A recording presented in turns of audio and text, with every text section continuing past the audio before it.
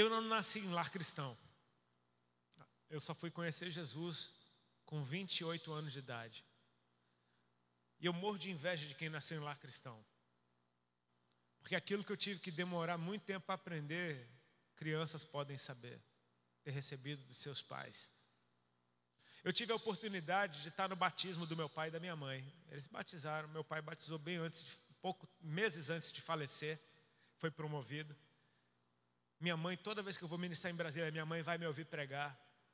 Sabe, eu tive a honra de ser a pessoa que pregou o evangelho para meus pais. Mas como deve ser bom você ouvir e receber isso dos seus pais. Ouvir a respeito do Senhor, dos seus pais, vindo dos seus pais. Sabe, eu adoro o Deus dos meus pais. Sabe, de poder dizer isso. É lindo você ver uma criancinha que já sabe orar do jeitinho dela. Papai do céu, abençoa meus amigos, abençoa. Pô, é lindo isso. É uma criança orando, e sabe o que? Deus tira o perfeito louvor delas mesmo. Então, assim, Deus está atrás de verdade. Caim e Abel, eles não simplesmente nasceram em lar cristão. Cara, eles eram filhos, nada mais, nada menos que de Adão e Eva. Adão e Eva. Você pensa que na carteira de identidade de Adão e Eva, naturalidade estava lá, Éden. Nasceram no Éden. Tipo, velho, só teve 2 cidadãos naquela nação. E os 2 eram aqueles, Adão e Eva. Gente que andou num nível, numa dimensão de glória com Deus. Gente que nasceu sem pecado. Todos nós nascemos debaixo da natureza do pecado. Eles não, eles nasceram numa dimensão de glória. Num ambiente onde Deus vinha todos os dias ter com eles. E não era assustador.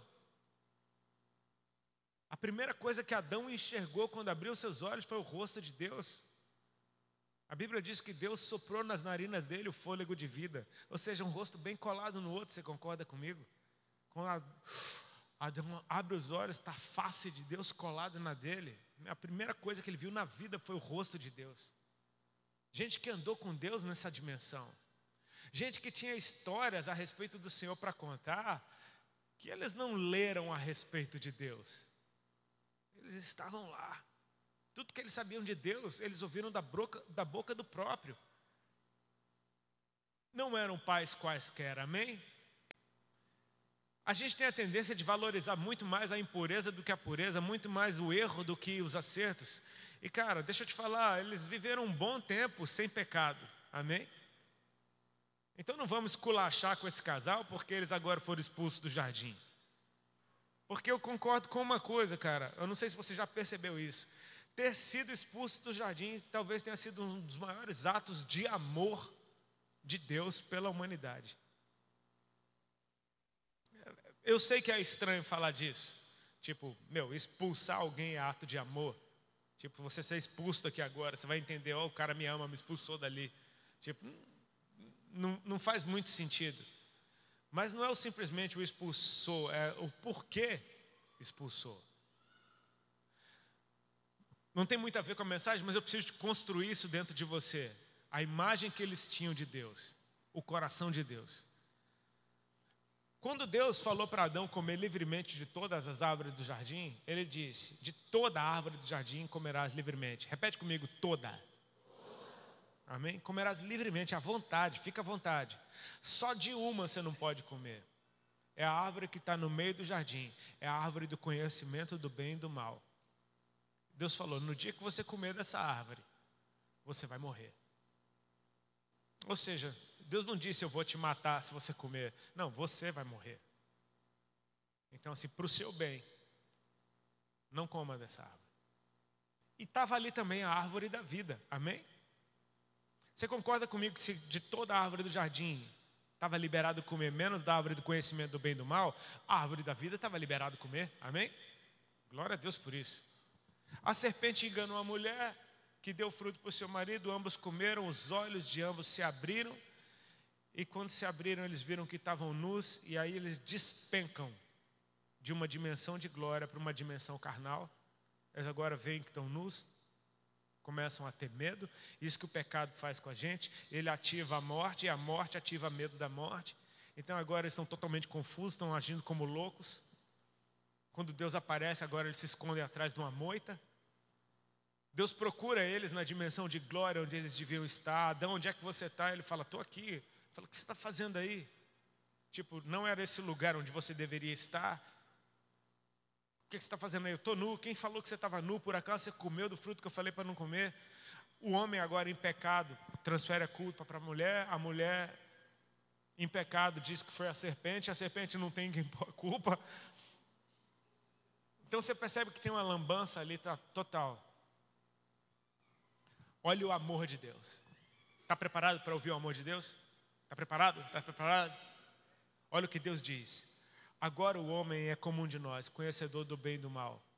Tiremo-lo, pois, do jardim, para que não coma da árvore da vida e viva eternamente. Entendeu por que Deus tirou o homem e a mulher do jardim? Para que ele não comesse da árvore da vida. Aí você fala, poxa, mas qual o problema de comer da árvore da vida? Todo.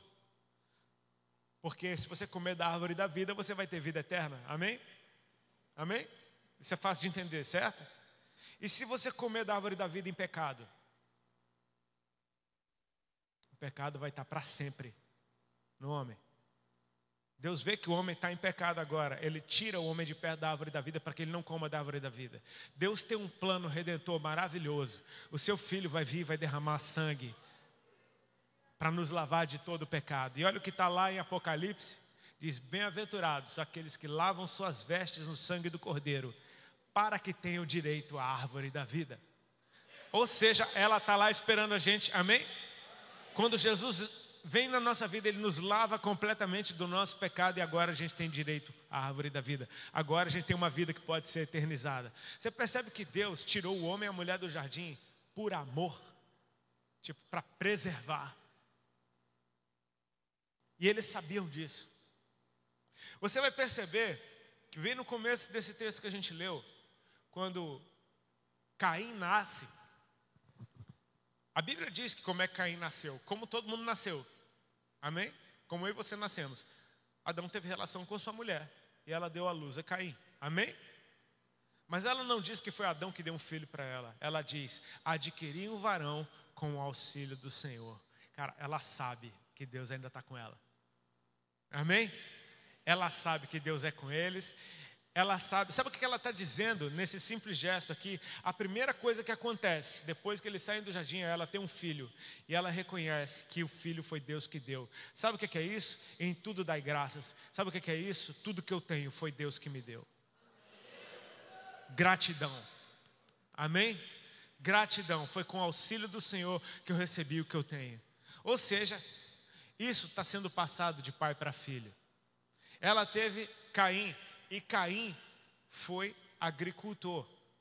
E eu acho isso fantástico. Era a única profissão conhecida naquele tempo. Seu pai era agricultor.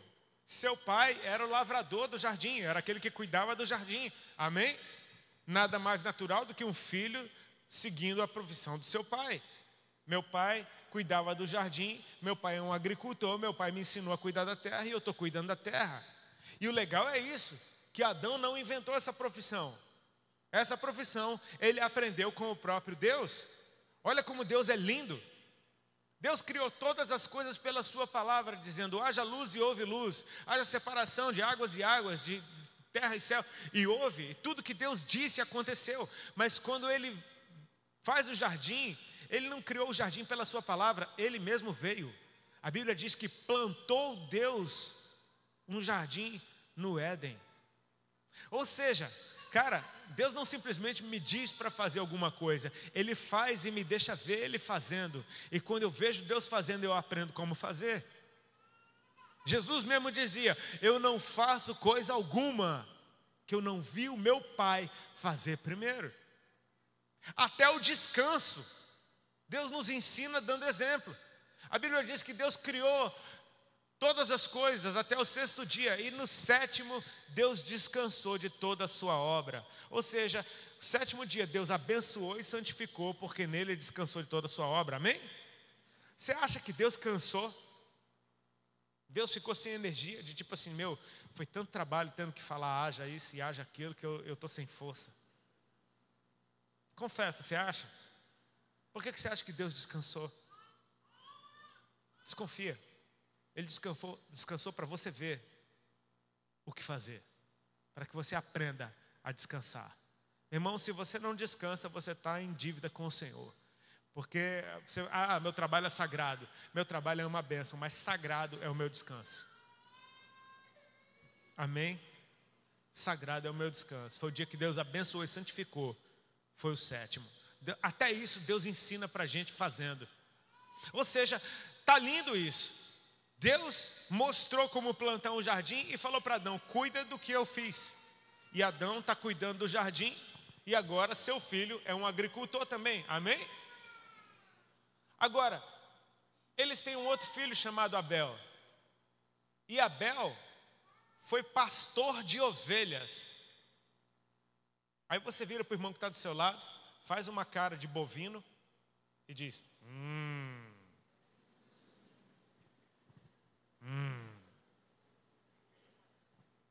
estranho esse cara. Sempre tem que ter o moderninho, né? Sempre tem que ter o esquisitinho. Poxa, Deus plantou um jardim, seu pai era agricultor, seu irmão mais velho é agricultor. Aí tu inventa de ser pastor de ovelha. Tipo, qual é a tua, cara? Não dá para ficar de boa? De onde é que ele tirou isso? Que ideia foi essa? Sabe, irmãos, eu estou falando aqui a respeito de adoração. E uma coisa que Deus espera de mim quando eu o adoro, é que eu não simplesmente mostre para Ele que eu sei quem Ele é, mas que eu mostre para Ele que eu sei o que Ele está fazendo. Não que eu diga para Ele simplesmente o que Ele fez, mas que eu mostre para Ele que eu sei o que Ele tem feito. Não simplesmente que eu diga para Ele que eu sei o que Ele tem dito, que eu sei o que Ele disse um dia, mas que eu sei o que Ele tem dito para mim. Porque Deus está sempre fazendo uma coisa nova, amém? Ele está sempre fazendo uma coisa nova.